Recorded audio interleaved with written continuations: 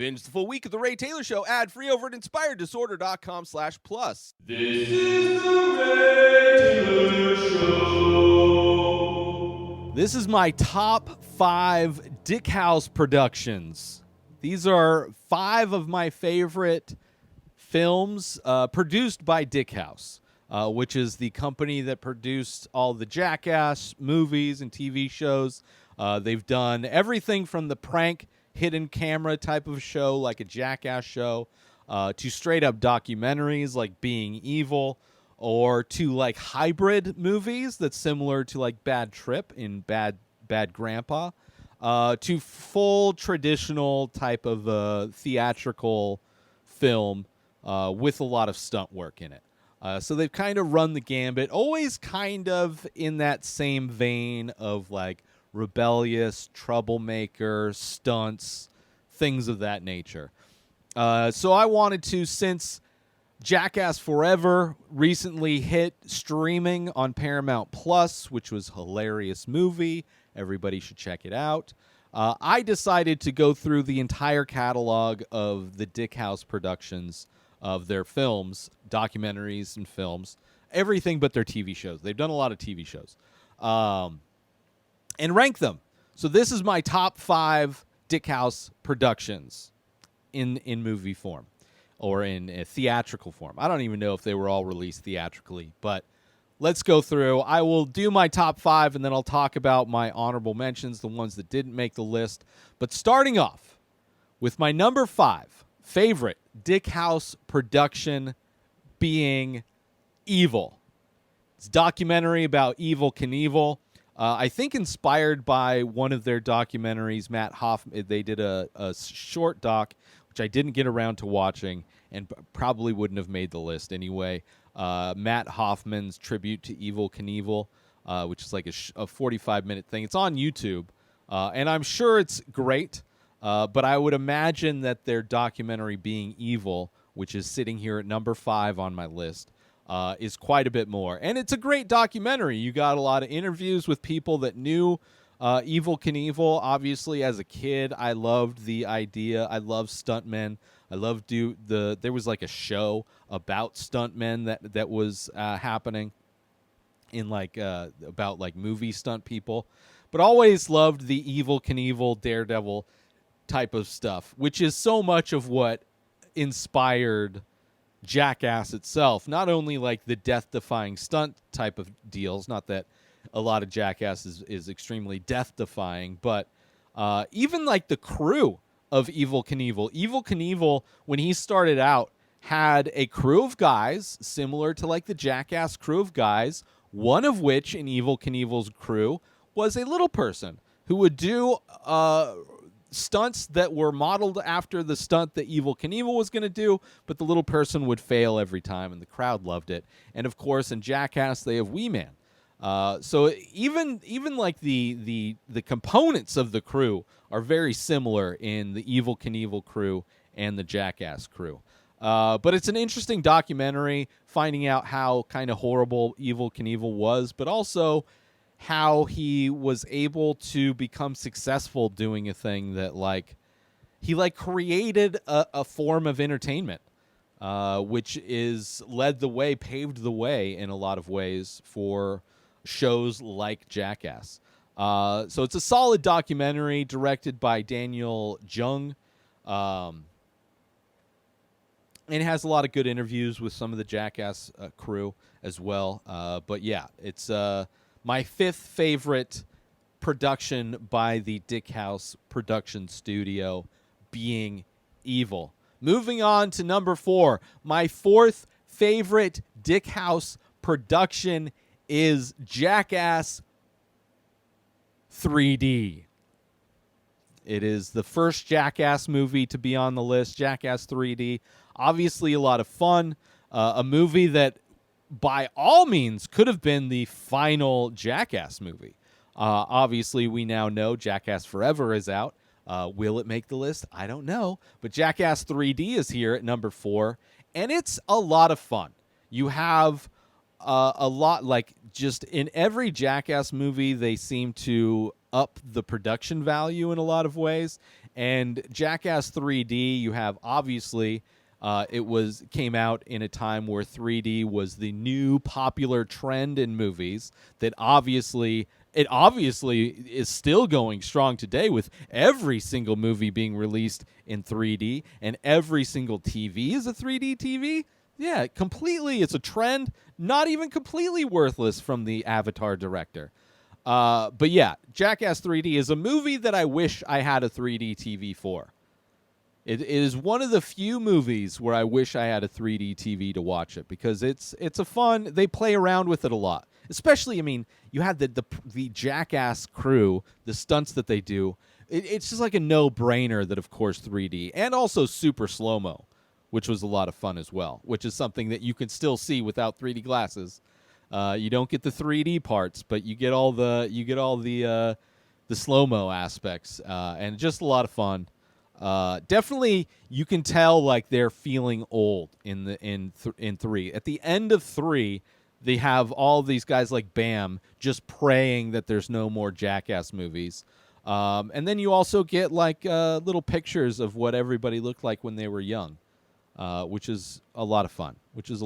So Jackass 3D is sitting nice and pretty here at number 4 on my top 5 list of Dickhouse Productions. And now a quick word from our sponsor. Now you can wear The Many Faces, original art by Ray Taylor. Select pieces from the ongoing series of abstract ink paintings. All products made with high-quality materials, made right here in the USA. Go to inspireddisorder.com/TMF merch to browse the entire collection and save yourself an extra 10% when you check out by using coupon code RTSTMF. So once again, go to inspireddisorder.com/TMF merch and save 10% when you use coupon code RTSTMF. And now, back to our show. Moving on to my number 3 favorite Dickhouse production is a movie that I revisited, obviously, rewatched everything for this list. And this is a movie that I did not really like when it came out.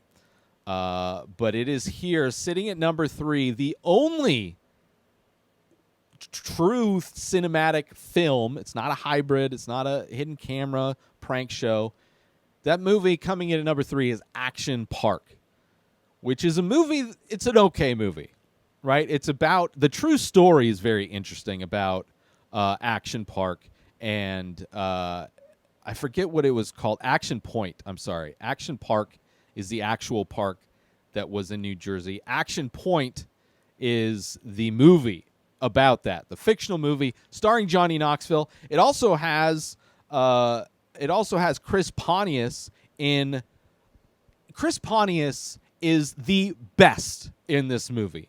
He is the best part of this movie, hands down. He should have been the main focus of this movie. Instead of Johnny Knoxville doing his old man makeup bullshit again, which I am tired of the old grandpa bit. It's like you can put makeup on to look like other people other than old people.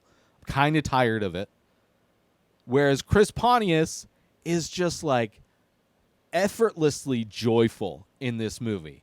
And it is so fun. Like, he is the only person that like I want to see a full movie of this character. I wish he was the central character of this, like telling the story from his character's point of view, working at this crazy park.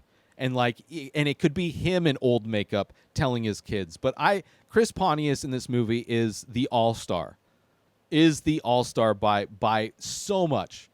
Whereas I'm just kind of tired. I think I like Johnny Knoxville as an actor. Don't get me wrong. He's been in a lot of fun movies. Maybe I'll do a top 5 one day of Johnny Knoxville movies.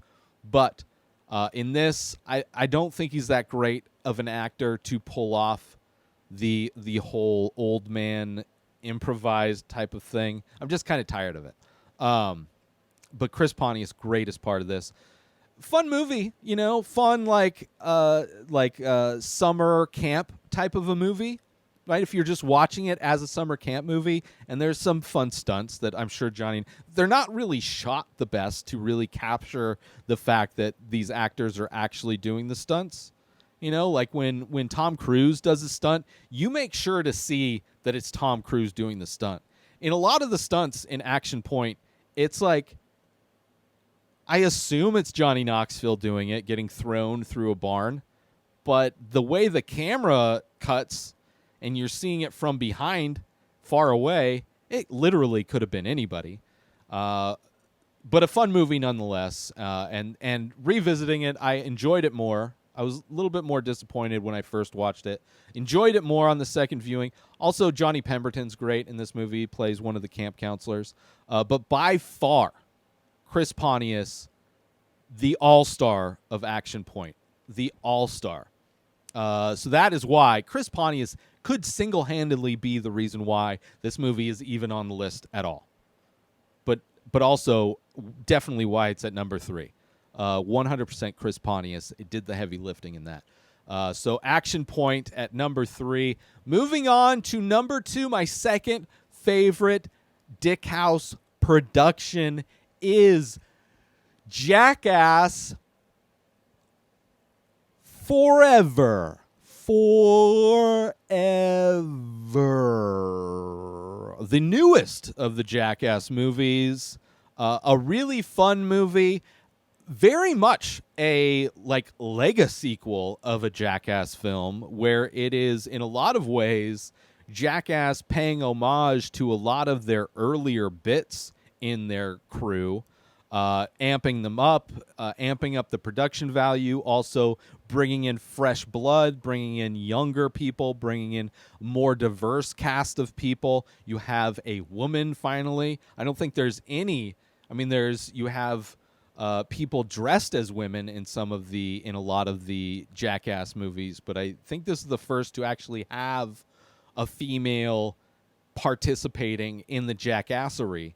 So for all of those reasons, I love Jackass Forever. There is a scene where they light a fart underwater that made me almost pass out. I was laughing so hard. It is, and also in that same bit is a cameo from a former Mythbuster, which is amazing. Just recognizing that guy from the Mythbusters. I forget what his name is offhand now, and I bet I will not be able to look it up effortlessly on IMDb as I'm trying to talk. Tori Belleci. I just remembered the name. How do I remember that name? Tori Belleci from not only Mythbusters, but he had a similar show on Netflix called, I think, White Rabbit Project, I think.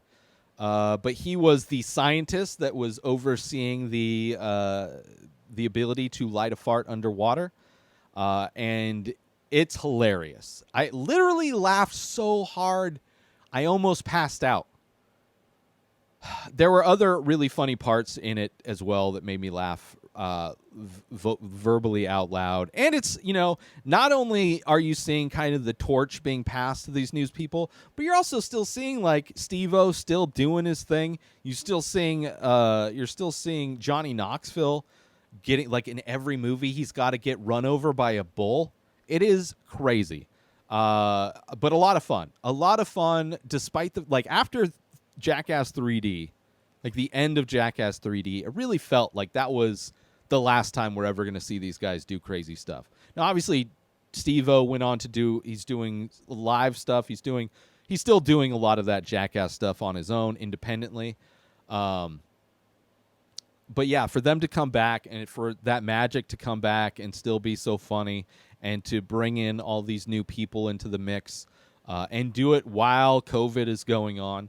You're seeing everybody wearing their masks and things like that. I really loved it. I thought it was a lot of fun. So that's why it's my number 2, my second favorite not my second favorite Jackass movie, but my second favorite Dickhouse production. Which maybe there's a Jackass at number 1. Let's see, because coming in next. Join Inspired Disorder Plus today. Head on over to inspireddisorder.com/plus to join. Membership includes members-only discounts and deals. You get access to the Ray Taylor Show completely ad-free, as well as bonus episodes. You get access to the complete live painting archive. You also get access to every single podcast ever produced by Inspired Disorder, hosted by Ray Taylor. You get access to Ray Taylor's personal blog, as well as the opportunity to ask me any questions. So if you want to start a podcast, you're into art, ask me anything. And so many more things are being added every day to Inspired Disorder Plus. So sign up today, become a member, head on over to inspireddisorder.com/plus and become an Inspired Disorder Plus member today. My number one, my favorite Jackass or my favorite Dickhouse production. They are so intertwined, it's like crazy. But my favorite Dickhouse production of all time, my favorite thing that company has produced by far is Jackass number 2. The best Jackass. Hands down the best Jackass, right? The first Jackass movie really just kind of felt like an extension of the TV show, right? The second one, they upped everything, right? They upped everything. The second one has the amazing bit at the end where they have one of their guys who's dressing up as a terrorist, right? A stereotypical racist, obviously, but whatever, terrorist, right? They glue. There's like so many layers to the last stunt in this movie, Jackass number 2, right? First off, they have this thing where, okay, the guy is going to pretend like he's a terrorist. He's going to get in a cab, and he thinks he's going to prank the cab driver, right? But that's not what the whole bit is about. Punking this guy who's dressing up as a terrorist. And one of the layers of being punked is having everybody involved in Jackass shave their pubes and get those pubes glued to his face as a beard. He doesn't know it's their pubes yet, but that's how it starts. Just in the prep, they're already getting this guy, just pasting on these pubes. And then they hired an actor to play the guy from the Chandra Sekhar. I forget his first name, but he's from the Super Troopers crew, the Broken Lizards crew. They hired him to be, this is before they got really big, but they've hired him to be the cab driver. And in the bit where he's in the taxi, like, there is a reversal where the cab driver takes him, knows he's bullshit, obviously, because he's in on it, and then forces him to get in the trunk and kidnaps him. It is like the funniest, like, layers upon layers of a prank that you could ever. It is so funny. It is so funny. It's also got the great, like, love letter that explodes, right? They taped like this like big, heart that's cut out of construction paper with this like long message on it. And as the message gets down to the end, the print gets smaller and smaller, which forces the person who's reading it to get closer and closer. And when they get closer, a big airbag pops out and knocks them down. Hilarious bit. So many hilarious bits in number 2. It is by far the funniest. Like, they're also in India during a lot of the taping, so you get like this interesting flavor. They're doing a lot of different things. But yeah, Jackass number 2, my favorite Jackass movie, obviously, but also my favorite Dickhouse production, Jackass number 2. It is just, I think it's just the right combination of them being young enough to do crazy shit, like really kind of crazy shit. They also did, I think that's the one with the teeter-totter and the 4-way teeter-totter in the bowl. It's just a lot of fun, Jackass number 2. It is, every time I watch it, I'm like, yes, this is it. Number 3 is close, but not quite. Not quite. Like, they upped things. Like, 3 has the giant hand that hits people, which is also in Jackass Forever. But, yeah, Jackass number 2 is my number 1 favorite Dickhouse production. Let me talk about the ones that didn't make it. Obviously, Bad Grandpa, which is their hybrid movie. I don't think Johnny Knoxville is a good enough actor to pull off the kind of the improv storytelling you would need to have to kind of fill in. It's like a long, boring. It's not even that long. I think it's like 90 minutes, but it feels long and boring. Like, I've watched it, I think 3 times now, and every time I watch it, I end up checking to see how far along I am, and it's only like halfway through. It's like, oh no. The kid in it's okay, but I'm just tired of the bad grandpa bit. I'm so tired of it. It's not that funny. Knoxville's not that good of an actor. And it's just like the story's not that good. Like there's some fun moments that happen within it. Like I think Bad Trip did what Bad Grandpa was trying to do, like exponentially better. I think Bad Trip is a great hybrid type of movie. But yeah, Bad Grandpa didn't quite make it. The first Jackass, like I said, felt just more like an extension of the TV show. Really didn't feel like it was doing much different than the TV show was already. Despite it being funny. I mean, it's not necessarily bad. It's just I think all of these other things are kind of doing it at a higher level. Like they're elevated past that first Jackass movie. The first documentary, The Wild and Wonderful Whites of West Virginia. This is a documentary I saw a long, long time ago. And in rewatching it, it's a very directionless documentary. You're following this family called the Whites. Their last name is Whites, and they are historically the worst family in West Virginia. They are constantly in trouble with the law, yet somehow they always have money, and just like the most trashiest of white trash families. And I think there's a lot of interesting things that could have been, a lot of interesting stories that could have been told in that documentary. I think there could have been a lot of interesting points that could have been made in that documentary. Like I would love to see, they could easily do like a Making the Murderer type of series on that family if done with a different documentary crew. But yeah, it just felt pretty directionless. And that's why, Being Evil is a way better documentary. But still, it's very interesting, that documentary. So if you haven't watched it, I definitely recommend checking it out. It's just not, for documentaries, it's not a very good documentary. It doesn't tell a very cohesive story. And the only other movie was the Matt Hoffman Evel Knievel movie, and I already watched. There's no way that's better than Being Evil, and Being Evil was number 5, so I didn't even bother with it. But that's it. One more time, my top 5 Dickhouse Productions. Number 5, Being Evil. Number 4, Jackass 3D. Number 3 is Action Point.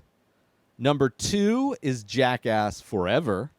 And my number 1 favorite Dickhouse production is Jackass number 2. Let me know how you would rank your top 5 Dickhouse productions, or even the Jackass movies, in the comments. Hit me up on social media. I want to know how they all rank in your mind. Let me know.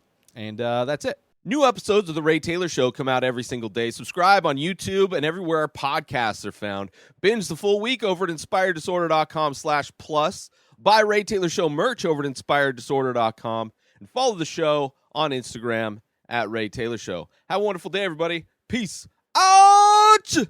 Today is the day where you wake up and you realize that everything that you've been dreaming about, everything that you've been wanting, every goal and wish and hope that you've ever had can become real.